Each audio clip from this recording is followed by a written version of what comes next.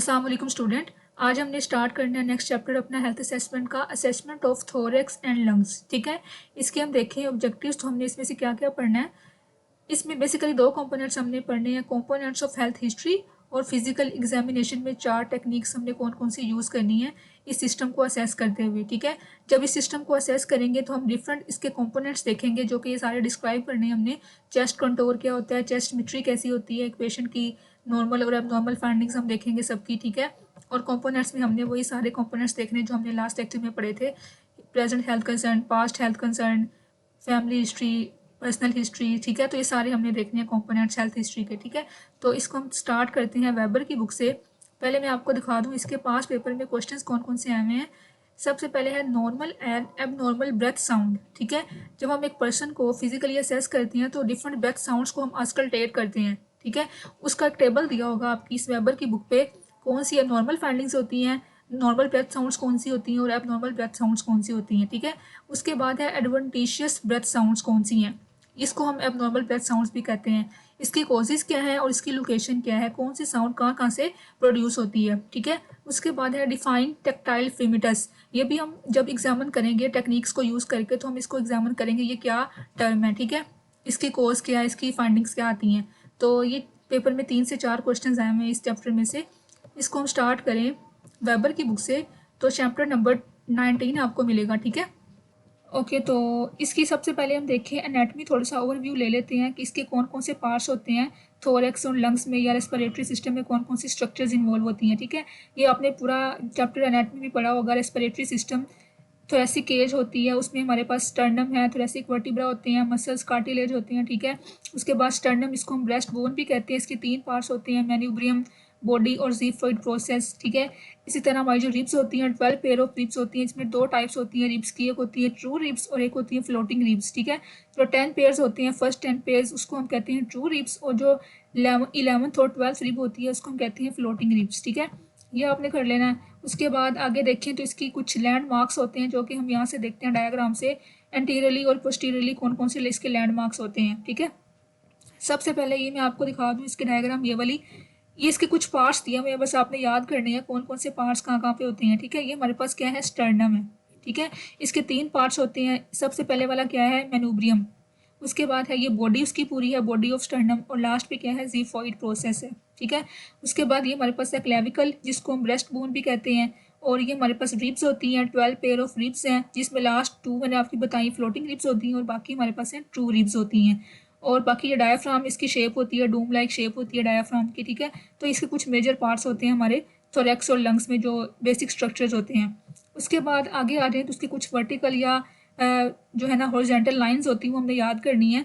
सबसे पहले है एंटीरियर साइड पे कौन कौन सी हमारे लैंडमार्क्स होते हैं। ये हमारे पास जो सेंटर वाली लाइन होती है इसको हम कहते हैं मिड स्टर्नल लाइन। ठीक है, क्योंकि हमने पढ़ा यहाँ पे स्टर्नम होती है तो मिड स्टर्नल लाइन ये वाली होगी, और इसकी जो राइट साइड पे ये वाली लाइन है इसको हम कहते हैं मिड क्लेविकुलर लाइन। ठीक है, क्योंकि यहाँ पे होती है क्लेविकल, ब्रेस्ट बोन जिसको हम कहते हैं, तो उसकी मिड में होगी मिड क्लेविकुलर लाइन, ये राइट साइड पे होगी, और ये वाली जो है वो होगी लेफ्ट मिड क्लेविकुलर लाइन। ठीक है, ये आपने 3 लाइन्स याद रखनी है। उसके बाद ये हमारे पास होगी एंटीरियर साइड पे, ये हम देखते हैं इसकी लेटरल साइड पे। अब यहाँ पे क्या होती है, एक्जिला होता है हमारा। ठीक है, तो ये जो मिड में लाइन होगी इसको हम कहेंगे मिड एक्सिलरी लाइन। ठीक है, और जो इसकी एंटीरियर साइड पे होगी, जो फ्रंट वाली साइड पे, इसको हम कहते हैं एंटीरियर एक्सिलरी लाइन। ठीक है, और जो इसकी पोस्टीरियर साइड पे होगी उसको हम कहेंगे पोस्टीरियर एक्सिलरी लाइन। ठीक है, तो इसके दोनों हमने दोनों एस्पेक्ट से याद करनी है लाइंस, एंटीरियर साइड पे भी और लेटरल साइड पे भी। और ये जो इसकी पोस्टीरियर साइड पे हम देखें तो ये हमारे पास यहाँ पे क्या होती है, वर्टिब्रा होते हैं। ठीक है, वर्टिब्रल कॉलम होती है, इसको हम कहते हैं वर्टिब्रल लाइन। ठीक है, और ये यहाँ पे हमारे पास स्कैपुला बोन होती है, और स्कैपुला बोन की बेस पे यहाँ पे इसका जो इस लाइन का नाम है इसको हम कहते हैं लेफ्ट स्कैपुलर लाइन, और ये राइट साइड पे कौन सी होगी, राइट स्कैपुलर लाइन। ठीक है, तो ये भी जस्ट आपने नाम याद करने हैं क्योंकि इसी के बेस पे हमने पर्सन को फिजिकली असेस करना है डिफरेंट टेक्निक्स को यूज़ करके।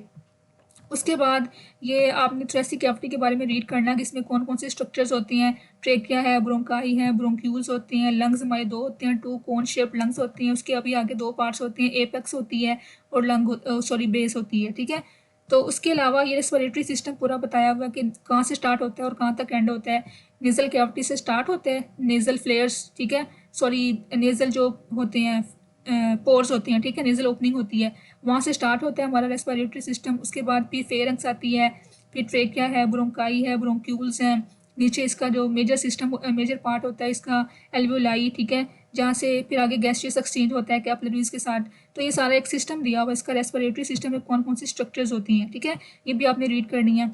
उसके बाद थोरेसिक कैविटी में आगे इसकी जो स्पेस होती है, प्लूरल स्पेस इसको हम कहते हैं, दो लेयर्स जो होती हैं उसकी थोरेसिक कैविटी के अराउंड होती हैं, एक होती है पैराइटल प्लूरा और एक होती है विजुअल प्लूरा, ठीक है, ये दो लेयर्स आपने याद करनी है। उसके बाद ये आपने पढ़ा होगा ब्रीदिंग का मैकेनिज्म क्या होता है, इंस्पिरेशन और एक्सपिरेशन। इंस्पिरेशन में क्या होता है कि जो हमारी जो एयर है वो इनवर्ड मूव करती है, लंग्स के अंदर जाती है, नेगेटिव प्रेशर जनरेट होता है लंग्स में, ठीक है, इसको हम कहते हैं इंस्पिरेशन। और जो इसके ऑपोजिट है वो क्या है, एक्सपिरेशन है, इसमें डायफ्राम रिलैक्स करते हैं और जो चेस्ट कैविटी का साइज है वो डिक्रीज हो जाता है और पॉजिटिव प्रेशर जनरेट होता है और जो एयर है वो लंग से बाहर मूव कर देती है, ठीक है। तो इसके दो प्रोसेस हैं, ये अभी आपने पढ़े होंगे फिजियोलॉजी के अंदर, इंस्पिरेशन और एक्सपिरेशन, ठीक है। तो यहाँ से हमारा चैप्टर मेन स्टार्ट होता है हेल्थ असेसमेंट, जिसमें हमने इसके दोनों कंपोनेंट्स पढ़ने हैं, हेल्थ हिस्ट्री और फिजिकल एग्जामिनेशन। तो आज के लेक्चर में हम इसकी पूरी हेल्थ हिस्ट्री पढ़ेंगे, नेक्स्ट हम पढ़ेंगे इसकी फिजिकल एग्जामिनेशन, उसकी पूरी टेक्निक्स। हेल्थ हिस्ट्री में मैंने आपको बताया डिफरेंट कंपोनेंट्स को हमने फॉलो करना है। सबसे पहला कंपोनेंट क्या है, history of present health concern, जिसमें हमें डिफरेंट क्वेश्चंस करने हैं पेशेंट से। तो सबसे पहले हम उससे पूछेंगे डिफ़िकल्टी इन ब्रीदिंग, इसके बारे में पूछेंगे कि उसको डिफ़िकल्टी इन ब्रीदिंग तो नहीं होती, अगर होती है तो हमने उससे कोल्ड स्पा का निमोनिक यूज़ किया, उसकी पूरी डिस्क्रिप्शन लेनी है उसकी ब्रीदिंग के हिसाब से, ठीक है। तो कोल्ड स्पा में हम सबसे पहले क्या देखते हैं, करेक्टरिस्टिक्स, कि उसको ब्रीदिंग होती है डिफ़िकल्टी इन ब्रीदिंग तो वो किस टाइप की होती है, ठीक है, उसको थोड़ा डिस्क्राइब करें, कौन कौन सा उसको जो है ना वो फील होता है, ठीक है, क्या क्या उसको डिफ़िकल्टी फील होती है ब्रीदिंग के दौरान, ठीक है। तो अब इसके रैशनैले हम करें तो क्या है कि जो डिफ़िकल्टी इन ब्रीदिंग जिसको हम डिज़निया कहते हैं वो किसको इंडिकेट कर रहा होता है, इसमें उसको डिफरेंट हेल्थ कंडीशन या हेल्थ प्रॉब्लम हो सकती है, इसमें पल्मोनरी डिसऑर्डर है, इसमें भी डिज़निया होता है, ठीक है, डिफ़िकल्टी इन ब्रीदिंग होती है। उसके बाद congestive heart failure, coronary heart disease, myocardial infection, COPD, ये सारे डिजीज़ में क्या होता है, एक पेशेंट को डिज़निया हो सकता है, ठीक है, ये इसके सारे रैशनैले हैं, सारी कॉजेज़ हैं। और एंग्जाइटी वाली पेशेंट को भी डिज़निया हो सकता है, डिफ़िकल्टी इन ब्रीदिंग हो सकती है, सफोकेशन वो फील कर सकता है, ठीक है। उसके बाद ऑनसेट पूछना है कि उसका जो डिफ़िकल्टी इन ब्रीदिंग उसको होती है, डिज़निया होता है, वो कब होता है, ठीक है, कब उसको स्टार्ट हुआ था। तो ये इसका रैशनैले क्या हो सकता है कि या तो उसको ड्यूरिंग रेस्ट भी होता है या फिर स्लीप के दौरान होता है, ठीक है, और किस फॉर्म में होता है, माइल्ड, मॉडरेट या स्वेयर, ठीक है, ये उसका हमने ऑनसेट पूछ लेना है। उसके बाद लोकेशन, अब लोकेशन इसमें एप्लीकेबल नहीं है क्योंकि ब्रीदिंग जो है उसकी कोई लोकेशन एज इट इज़ नहीं होती, ठीक है। उसके बाद ड्यूरेशन, अब ड्यूरेशन जो है वो हमने पूछनी है कि डिज़निया जो है वो कितनी देर तक रहता है उसको, ठीक है। अब इसकी रैशनैले क्या हो सकती है कि कुछ कंडीशन में जो डिज़निया है वो लॉन्ग टाइम के लिए रहता है, ठीक है, और कुछ में शॉर्ट टाइम के लिए रहता है। तो इसमें क्या है, अगर कंटिन्यूअस कफिंग उसको हो रही है with the lots of sputum, उसको अंदर पस भी आ रही है कफिंग में, ठीक है, शॉर्टनेस ऑफ ब्रेथ हो रही है, विजिंग हो रही है, ठीक है, तो ये सारी सिम्टम्स किसको शो करती हैं, एस्थमा को शो कर रही होती हैं, ठीक है। तो उसको हमें देखना है कि एस्थमा की सिम्टम तो नहीं आ रही। उसके बाद आगे इसकी सेवेरिटी देखनी है कि कितनी सेवेरिटी के साथ उसको डिज़निया डिफ़िकल्टी इन ब्रीदिंग हो रही है। अगर उसको मतलब कि दो तरह से हो सकती है, या तो जब वो हैवी एक्सरसाइज करते हैं या फिर कोई हैवी एक्टिविटी करता है तब उसको डिज़निया होता है, ठीक है, तो ये नॉर्मल है, ठीक है। जैसे कोई पर्सन जो है वो हैवी एक्सरसाइज करता है, हैवी एक्टिविटी करता है, उसको डिज़निया हो जाता है, डिफ़िकल्टी इन ब्रीदिंग होती है, तो ये नॉर्मल फाइंडिंग है। लेकिन अगर उस पेशेंट को या उस पर्सन को कोई भी एक्टिविटी नॉर्मल एक्टिविटी करते हुए जैसे वॉकिंग है या 1 से 2 स्टेज वो चढ़ ले तो उसको डिज़निया हो जाए, ठीक है, तो ये इसकी किसको इंडिकेट कर रहा होता है, इसको कोई ना कोई लंग डिजीज़ हो सकती है, ठीक है, ये हमने देख लेना। उसके बाद हमने कुछ फैक्टर्स देखने हैं, पैलिएटिव फैक्टर्स और एग्रावेटिंग फैक्टर्स, कौन से फैक्टर्स होते हैं जो कि उसको पैलिएट कर रहे हैं, उसको रिलीफ दे रहे हैं, और कौन से उसको एग्रावेट कर रहे हैं, उसको वर्स कर रहे हैं, ठीक है, ये हमने उससे पूछ लेना है, इसके बारे में क्वेश्चंस करने हैं। Do you have difficulty breathing when you are resting, मतलब कि रेस्टिंग में उसको होती है डिफिकल्टी इन ब्रीदिंग, या फिर स्लीप के दौरान होती है, या फिर वो अपने स्लीप के दौरान अपने हेड को एलिवेट करता है पिलोस के थ्रू, ठीक है, ये हमने उससे क्वेश्चंस करने हैं। तो इसका रैशनैले क्या हो सकता है कि जो डिज़निया उसको होता है या डिफिकल्टी ब्रीदिंग होती है उसको स्ट्रेस या एंग्जाइटी की वजह से भी हो सकती है, ठीक है। उसके बाद हमने पूछनी है उससे एसोसिएटेड फैक्टर्स कौन कौन से उसको शो होते हैं, like breathing difficulty in breathing के साथ उसको कौन कौन से सिम्टम्स और एक्सपीरियंस वो करता है, ठीक है। जैसे कि अगर एक पर्सन है उसको डिज़निया हो रहा है, साथ उसको एडीमा भी है या फिर एंजाइना है, चेस्ट पेन हो रही है, तो वो किसको शो करता है, ये किसको इंडिकेट करता है, कोई ना कोई कार्डियोवास्कुलर प्रॉब्लम है उस पेशेंट को, ठीक है, या फिर उसको कोई ना कोई हार्ट फेलियर का इशू है जिसमें उसको ऑर्थोपनिया होगा, मतलब कि इसमें पोजिशनल उसको होती है, डिस्निया होता है, जब वो पोजीशन चेंज करता है तो उसको डिफिकल्टी इन ब्रीदिंग होती है, तो ये किसको इंडिकेट करता है, हार्ट फेलियर को, ठीक है। इसी तरह हमारे पास एक और टर्म है नॉक्टर्नल डिस्निया, जो कि नाइट टाइम पे होता है ड्यूरिंग स्लीपिंग, जो कि उसको अवेक कर देता है स्लीपिंग से, तो ये किसको इंडिकेट कर रहा होता है, हार्ट फेलियर को एसोसिएट कर रहा होता है, ठीक है। तो इसके कुछ रैशनैलिटी या इसको कुछ कॉजेज हैं, ठीक है। उसके बाद अब हमने डिफिकल्टी इन ब्रीदिंग के बारे में सारी क्वेश्चन कर ली, अब हम देखते हैं उसी चेस्ट पेन के बारे में, ठीक है। चेस्ट पेन उसको होती है कि नहीं होती, अगर चेस्ट पेन होती है तो उसके साथ उसको कौन कौन सी सिम्टम्स और शो होती हैं, फीवर, कोल्ड या डीप ब्रीदिंग वगैरह तो नहीं होती, ठीक है। इसके रैशनैलिटी में क्या हो सकता है कि चेस्ट पेन किसको इंडिकेट कर सकती है, अगर उसको कोई ना कोई पल्मोनरी डिजीज़ है ना, चेस्ट पेन उसको अगर हो रही है तो मतलब कि उसको कोई ना कोई पल्मोनरी डिजीज़ है, ठीक है। उसके बाद कफ के बारे में उसके क्वेश्चन करेंगे, उसको कफ तो नहीं होती, अगर होती है तो कितनी देर तक रहती है, कब कब होती है, ठीक है। कंटिन्यूस कफ तो नहीं होती या फिर अर्ली मॉर्निंग होती है उसको कफ, तो ये किसको इंडिकेट करती हैं, अगर कंटिन्यूस कफ हो रही है तो मतलब कोई ना कोई इसको एक्यूट इन्फेक्शन है, ठीक है। अगर उसको सिर्फ अर्ली मॉर्निंग में होती है तो ये क्या किसको शो करती है, किसको इंडिकेट करती है, क्रोनिक ब्रोंकियल इन्फेक्शन उसको कोई ना कोई हुआ हुआ है, ठीक है, या फिर वो स्मोकिंग करता है। उसके बाद हमने क्या करना है कि अगर उसको कफ होती है तो कफ में स्पूटम तो नहीं आती, पस वगैरह तो नहीं आती, ठीक है। अगर स्पूटम आती है तो उसमें उसका कलर कौन सा होता है स्पूटम का, और कितनी अमाउंट में स्पूटम आती है और उसकी ऑर्डर कैसी होती है, ठीक है। ये हमने इससे क्वेश्चन करने हैं।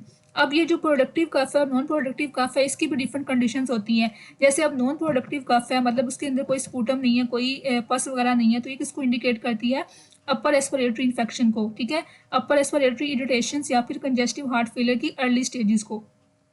इसी तरह अगर वो प्रोडक्टिव कफ है, मतलब स्पूटम आ रही है उसके अंदर, तो उसकी कलर की बेस पे हम देखेंगे कि उसको कौन सी डिजीज हो सकती है। अगर उसको वाइट स्पूटम आ रही है तो वो किसको शो करती है, कॉमन कोल्ड को, या फिर कोई ना कोई इसको वायरल इन्फेक्शन है, ब्रोंकाइटिस है। लाइक अगर उसको ग्रीन या येलो स्पूटम आ रही है, ठीक है, कफ में, तो वो किसको इंडिकेट करती है, बैक्टीरियल इन्फेक्शन को, ठीक है। अगर ब्लडी स्पूटम है, उसकी कफ में ब्लड आ रहा है, तो वो किसको इंडिकेट करती है, सीरियस उसको कोई ना कोई रिस्पिरेटरी इन्फेक्शन हुआ हुआ है। तो इस तरह हम उसकी कलर की बेस पे आइडेंटिफाई करेंगे उसको कौन सी डिजीज़ हो सकती है, कौन सा जो है डिसऑर्डर हो सकता है, ठीक है। उसके बाद अगर कफिंग करते हैं तो उसको कफिंग के दौरान वीजिंग साउंड तो नहीं आती, ठीक है। ये हम पढ़ेंगे आगे अब नॉर्मल साउंड और नॉर्मल ब्रीदिंग साउंड्स। तो ये वीजिंग हमारे पास क्या है, ये भी एक ब्रेथ साउंड है। तो उसको अगर कफ के दौरान वीजिंग साउंड आती है तो वो किसको इंडिकेट करती है कि नैरोइंग ऑफ द एयरवेज, इसकी वजह से जो है वो वीजिंग साउंड आ सकती है, ठीक है। अब नैरोइंग कैसे हो सकती है, किसी भी स्पेस की वजह से कोई कॉन्ट्रैक्ट मसल कॉन्ट्रैक्ट कर गए हैं उसके, ठीक है, जो ब्रोंकियल मसल्स हैं, और वो किस में कर सकते हैं, एस्थमा में कर सकते हैं, ठीक है। कोई ना कोई कंजेस्टिव हार्ट फेलियर हो गया उसको, उसमें इसकी जो वीजिंग साउंड अपेयर हो सकती है, तो इसकी कुछ ना कुछ कॉजेज हो सकती हैं। उसके बाद हमने क्या करना है, उसकी जीआरटी सिम्टम्स के बारे में भी उससे क्वेश्चन करने हैं कि अगर उसको कोई ना कोई सिम्टम शो होंगी तो उसकी क्या क्या रैशनैले हो सकते हैं जीआरटी सिम्टम्स के बारे में। जैसे हार्ट बंद तो नहीं हो रहा उसको, फ्रीक्वेंट हिकअप्स, मतलब कि उसको हिचकियाँ वगैरह तो नहीं लगी हुई, ठीक है, क्रोनिक कफ तो नहीं हो रही उसको। तो इन सिम्टम्स की क्या रैशनैले हो सकती है कि अगर एक पेशेंट जो है उसको एस्थमा है, ठीक है, तो ये स्टडीज जो है ना वो इंडिकेट करती हैं, कुछ स्टडीज हुई थी पास्ट में, वो क्या कहती हैं कि 75% क्लाइंट जिनको एस्थमा होता है उसमें गर्ड हो सकती है, ठीक है। गर्ड आपने पढ़ा होगा एएचएन के अंदर, ये क्या है, गैस्ट्रो इसोफेगल रिफ्लक्स डिजीज है, ठीक है।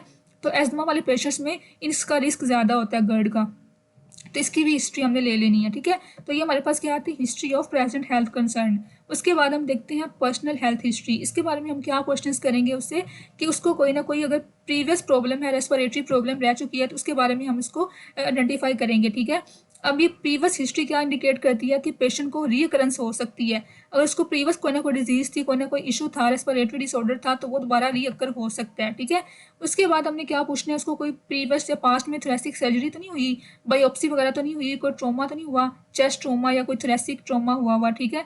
तो ये भी हमने इससे पूछ लेना है। अब ये क्या इंडिकेट करते हैं, क्या इसका रैशनैले हो सकता है कि जो प्रीवियस सर्जरीज होती हैं उसकी वजह से भी क्या होता है कि उसकी जो रेस्पिरेटरी साउंड है वो अल्टर हो सकती हैं, ठीक है।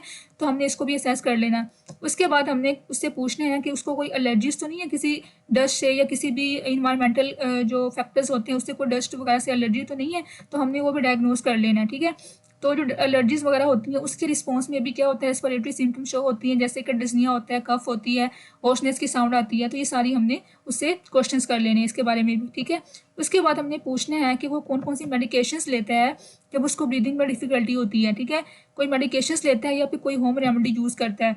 अगर करता है तो कौन सी यूज़ करता है, ठीक है। तो हमने उसके इसका रैशनल क्या देखना है, इसकी कॉजेज़ क्या हमने उसकी देखनी है कि जो मेडिकेशंस होती है ना कुछ, उसके कुछ साइड इफेक्ट्स भी होते हैं जिसकी वजह से पेशेंट को डिज़निया होता है। तो हमने उसके प्रॉपर साइड इफेक्ट्स को उसको बारे में एजुकेट करना है, वो कौन कौन सी मेडिकेशंस ले रहा है, उसके क्या क्या साइड इफेक्ट्स हो सकते हैं, ठीक है। अगर कुछ पेशेंट्स होते हैं, कुछ होते हैं ड्रग्स होती हैं जिसकी साइड इफेक्ट्स में डिज़निया आता है, ठीक है। तो हमने उसको इस मेडिकेशंस के बारे में अवॉइड करवाना है, ठीक है, ताकि उसको फर्दर जो वर्स कंडीशन में ना वो चला जाए, ठीक है। उसके बाद हमने उसको एजुकेट करना है कि जो अगर वो घर में ऑक्सीजन थेरेपी ले रहा है, ठीक है, कोई ना कोई रेस्पिरेटरी थेरेपी ले रहा है, तो हमने उसको प्रॉपर यूज़ के बारे में उसको नॉलेज देना है, ठीक है। उसने कितनी अमाउंट में यूज़ करनी है ऑक्सीजन, ठीक है, उसकी प्रिकॉशंस के बारे में उसको एजुकेट करना है। उसके बाद हमने उसकी हिस्ट्री लेनी है कि उसने पास्ट में कोई डायग्नोस्टिक टेस्ट तो नहीं करवाए हुए, जैसे कि चेस्ट एक्सरे है या फिर ट्यूबरक्लोसिस स्किन टेस्ट है, ठीक है, जिसको हम मोनटॉक्स टेस्ट भी कहते हैं टीबी को आइडेंटिफाई करने के लिए। तो ये हमने उसकी भी हिस्ट्री ले लेनी है, प्रीवियस टेस्ट जो उसने करवाए हुए हैं, ठीक है। तो हमने कंपेयर करना है दोनों को, जो प्रीवियस टेस्ट की फाइंडिंग थी और जो हमने करंट फाइंडिंग्स जो हमने उसमें असेस की हैं, दोनों को कंपेयर करना है, ठीक है। तो हमने उससे भी पता लगा लेते हैं कि इसमें क्या फर्दर चेंजेस आई हैं उसकी प्रीवियस टेस्ट से रिलेटेड, ठीक है। उसके बाद हमने उससे पूछना है कि उसने कोई रीसेंट ट्रैवल तो नहीं किया, क्योंकि ट्रैवल जब करता है कोई हाई एल्टीट्यूड पे जाता है तो क्या होता है कि उसकी जो डिफिकल्टी इन ब्रीदिंग उसको हो सकती है, ठीक है। जब वो हाई रिस्क एरियाज में जाता है, जैसे कि हांगकॉन्ग वगैरह है, कनाडा वगैरह, उसमें क्या होता है उस पेशेंट को एक्यूट रेस्पिरेटरी सिंड्रोम का रिस्क ज़्यादा हो सकता है, ठीक है। तो ये हमारे पास क्या थी, उसकी पर्सनल हेल्थ हिस्ट्री थी। उसके बाद हम पूछेंगे उसकी फैमिली हिस्ट्री में इसके क्या क्वेश्चंस करेंगे हम कि उसकी फैमिली में किसी फैमिली मेंबर को कोई लंग डिजीज़ की हिस्ट्री तो नहीं है, ठीक है। अगर है तो हम उससे पूछेंगे कि कौन कौन से मेंबर्स को, कितने मेंबर्स को ये रह चुकी है, कौन सी डिजीज़ रह चुकी है, लाइक अस्थमा है या फिर इम्फीसीमा वगैरह है, कौन सी डिजीज़ को इसकी फैमिली मेंबर्स में प्रेजेंट थी, ठीक है, पास्ट में। तो इसका रैशनल क्या है कि जैसे कि लंग कैंसर है, ये रन करता है फैमिलीज़ के अंदर, ठीक है। इसकी जो कोज है वो जेनेटिक होती है। अगर किसी पर्सन की जेनेटिक्स में ये डिजीज़ है तो वो आगे ट्रांसफ़र हो सकती है, ठीक है, लंग कैंसर। इसी तरह जो एस्थमा है या फिर इम्फीसीमा वगैरह है, ये भी फैमिली में रन करती हैं, फैमिली हिस्ट्री होती है इनकी। तो ये भी हमने इससे क्वेश्चन करना है। उसके बाद अगर उसकी कोई फैमिली मेंबर्स में कोई स्मोकिंग करता है तो वो भी हमने उससे पूछना है, ठीक है, क्योंकि स्मोकिंग आपको पता है कि लंग कैंसर की एक मेजर कोज होती है, ठीक है, और सीओपीडी की भी एक कोज है। सीओपीडी क्या है, ये भी हमारे पास एक लंग डिजीज़ हम पढ़ेंगे आगे, ठीक है। तो ये भी हमने उससे पूछना है। उसके बाद हिस्ट्री ऑफ हमने क्या पूछनी है, हिस्ट्री ऑफ पल्मोनरी इलनेस या disorder in the family, like उसकी फैमिली में किसी को कोई डिसऑर्डर तो नहीं है, पल्मोनरी डिसऑर्डर या रेस्पिरेटरी डिसऑर्डर लाइक एस्थमा वगैरह, ठीक है। तो ये भी हमने पूछना है क्योंकि ये भी फैमिलीज में रन करता है एस्थमा, फैमिली हिस्ट्री होती है इसकी। उसके बाद हमने पूछनी है उसके लाइफस्टाइल के बारे में क्वेश्चंस, लाइफस्टाइल और हेल्थ प्रैक्टिसेस के बारे में, उसका डाइटरी इनटेक कैसा है, ठीक है। अगर उसका डाइटरी इनटेक पुअर है, पुअर न्यूट्रिशनल स्टेटस है, तो ये किस में हो सकता है, पेशेंट में सीओपीडी के पेशेंट्स को इंडिकेट करता है, ठीक है। उसके बाद हमने पूछना है कि अगर वो स्मोकिंग वगैरह करते हैं, टोबैको यूज़ करते हैं, तो वो किस एज में उसने स्टार्ट किया था स्मोकिंग करना, ठीक है, और कितनी देर तक वो स्मोकिंग करता है। तो ये भी हमारे पास एक लिंक है किसका, रेस्पिरेटरी कंडीशंस का, ये लंग कैंसर का एक मेजर कॉज है स्मोकिंग। ये भी हमने पूछना है, या उसकी फैमिली मेम्बर में या उसकी कोई और जो है वो यूज़ करता हो स्मोकिंग को, ठीक है। उसके बाद हमने पूछना है कि उसकी जिस इन्वायरमेंट में वो काम करता है या जो उसका ऑक्यूपेशन है उसमें क्या उसकी कंडीशंस हैं, इसकी इन्वायरमेंटल कंडीशन कैसी हैं। लाइक कुछ ऐसी इंडस्ट्रीज़ में काम तो नहीं करता जहाँ पे कोई डस्ट वगैरह या कोल वगैरह वो यूज़ होती है, पोल्यूटेंट्स यूज़ होती हों, ठीक है। तो वो जो पोल्यूटेंट्स हैं या डस्ट है वो क्या कर सकती हैं, उसको एलर्जी कॉज कर सकती हैं, ठीक है। रेस्पिरेटरी एलर्जी जो एलर्जेंस होते हैं वो उसको रेस्पिरेटरी प्रॉब्लम कॉज कर सकते हैं, ठीक है। तो ये भी हमने उससे क्वेश्चन कर लेना है। जो इन्वायरमेंटल इनहेलेंट्स होते हैं वो क्या करते हैं, इसके रिस्क को ज़्यादा कर देते हैं, रेस्पिरेटरी कंडीशंस के रिस्क को ज़्यादा कर देते हैं, ठीक है। उसके बाद हमने क्या करना है, उससे पूछना है कि जो डेली एक्टिविटीज़ परफॉर्म करता है तो उसको डिफिकल्टी इन ब्रीदिंग तो नहीं होती, ठीक है, डिफिकल्टी तो नहीं होती परफॉर्म करने में। अगर होती है तो वो किसको इंडिकेट करते हैं कि उसको कोई ना कोई रेस्पिरेटरी प्रॉब्लम हो सकती है, ठीक है। तो उसके बाद हमने क्या करना है, उससे पूछना है कोई इसको किसी किस्म का स्ट्रेस तो नहीं है, ठीक है, स्ट्रेस या एंग्जाइटी तो नहीं है, क्योंकि हमें पता है कि जो स्ट्रेस है या एंग्जाइटी है उसमें भी क्या होता है, शॉर्टनेस ऑफ ब्रेथ हो सकती है, ठीक है। तो हमने इसको एजुकेट करना है, रिलैक्सेशन टेक्निक्स के बारे में उसको टीच करना है, ठीक है। उसके बाद हमने क्या क्वेश्चन करना है उसको कि अगर उसको रेस्पिरेटरी प्रॉब्लम रही है तो वो क्या यूज़ करता है, कौन सी रेमेडीज यूज़ करता है, कौन सी ट्रीटमेंट वो लेता है, कौन सी हर्बल रेमेडीज़ वो यूज़ करता है, ठीक है। तो ये हमने उससे पूछना है ताकि उसकी जो सिम्टम्स है उसको कम किया जा सके, उनको दोबारा यूज़ करके उन थेरेपीज़ को यूज़ करके, ठीक है। तो ये हमारे पास क्या थी, उसकी फैमिली हिस्ट्री थी या फिर लाइफस्टाइल के बारे में उससे हमने सारे क्वेश्चंस कर लिए। उसके बाद हमने क्या करना है, ये पूरा हमारा हो गया हेल्थ हिस्ट्री का कंपोनेंट। आगे हमने स्टार्ट करना है फिजिकल एग्जामिनेशन का कंपोनेंट। इसमें हम सारी उसकी देखेंगे कौन कौन सी हमने टेक्निक्स को यूज़ करना है, ठीक है। अच्छा, अब हमने क्या करना है, फिजिकल एग्जामिनेशन में चारों टेक्निक्स को यूज़ करके इसकी असेसमेंट करनी है, इंस्पेक्शन, पाल्पेशन, परकशन और आस्कल्टेशन, ठीक है। उसके बाद हमने इसकी प्रिपरेशन करनी होती है क्लाइंट की भी करनी है और इन्वायरमेंट की भी करनी है। अब क्लाइंट को हमने कैसे प्रिपेयर करना है, सबसे पहले हमने जिस एरिया को असेस करना है, लाइक चेस्ट को हमने असेस करना है, तो हमने वहाँ से उसका जो क्लोथिंग है उसको रिमूव कर देना है, ठीक है। उसका लिमिटेड जो एरिया होगा उसको हमने एक्सपोज कर देना है, बाकी पे हमने उसको प्रॉपर गाउन पहना देना है, ठीक है। उसके बाद हमने उसका जो पूरा प्रोसीजर है जो हमने उसके साथ परफॉर्म करना है असेसमेंट का, उसको हमने पूरा एक्सप्लेन कर देना है, ठीक है। एक्सप्लेन करेंगे तो उसकी जो एंग्जाइटी है वो कम हो जाएगी।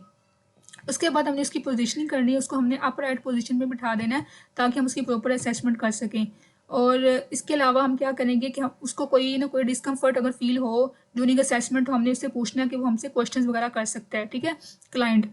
और हमने जो टेम्परेचर होगा उसका रूम का या जो भी हमने सेटिंग चूज़ की है उसका जो टेम्परेचर है वो कंफर्टेबल होना चाहिए, ठीक है। तो ये हमने कुछ प्रिपरेशन करनी है एग्जामिनेशन करने से पहले। उसके बाद हमें इक्विपमेंट्स कौन कौन से चाहिए, एग्जामिनेशन गाउन एंड रैप, ठीक है। उसके बाद ग्लव्स चाहिए, स्टेथोस्कोप चाहिए, हमने साउंड सुननी है, ब्रेथ साउंड्स को असेस करना है, उसके अस्कल्टेट करना है। उसके बाद लाइट सोर्स हमें चाहिए, मास्क, स्किन मार्कर और मैट्रिक रूलर, ठीक है।